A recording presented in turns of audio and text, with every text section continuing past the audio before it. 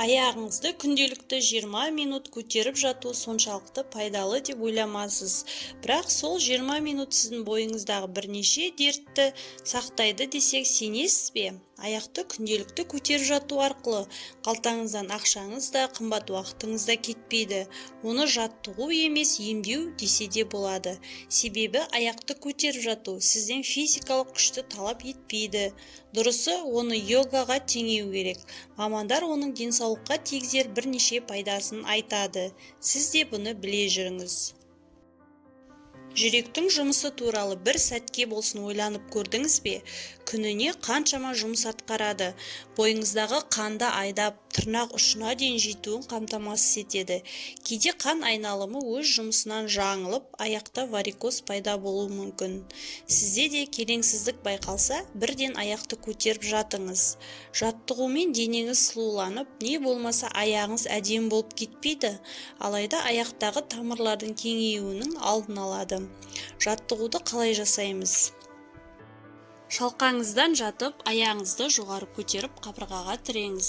Сонда денеңіз жерде, ал аяқтарыңыз тікесінен тұру керек. Денені осы қалыпта 20 минут ұстап тұрыңыз. Қолдарыңызды барынша еркін ұстаңыз. Басқа ешбір қимылды қайталаудың қажеті жоқ. Бойыңыздағы тепе-теңдікті сақтап, өзіңізді тыныш әрі жайлы сезініңіз. Бұл қалыптан шығу үшін алдымен тізеңізді көкірегіңізге қарай тартып, бүйірге қарай аунаңыз.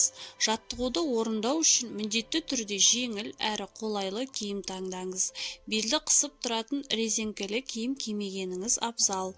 Бұндай киім жаттығудың пайдасын жоққа шығарады. Өйткені жаттығудың негізгі мақсаты қанның ағзадағы айналуын дұрыстау, ал резеңке қанның айналуына бөгет болады. Аяқты жоғары көтеріп жатудың 5 пайдасы. Бірінші, аяқ ісінуін төмендетеді.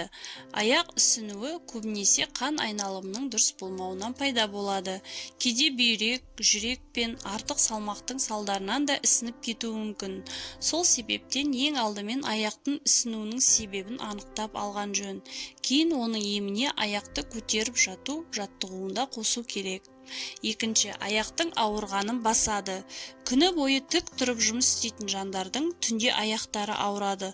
Олар да осы әдісті қолданып көрсе, тартылыс күші аяғындағы ауруды қалай басқанын байқамай қалады. 20 минуттық жаттығу аяқты жеңіл қалыпқа түсіреді. Үшінші, ас қорытуды дұрыстайды. Егер аяқ бастан жоғары тұрса, бұл сұйықтықтың ағзада жиналып қалуымен ғана күреспей, асқазанның жұмысына да әсер етеді. Ішектердің қозғалысын реттеп, астың қорытылуын жақсартады. Іш қату сынды мәселе де оң шешімін табады.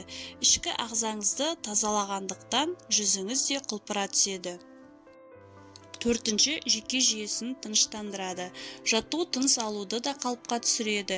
Дененің осылай тұрысы барынша көп ауа жұтуға көмектеседі. Мұның нәтижесі біз бір қалыпты тыныс ала бастаймыз.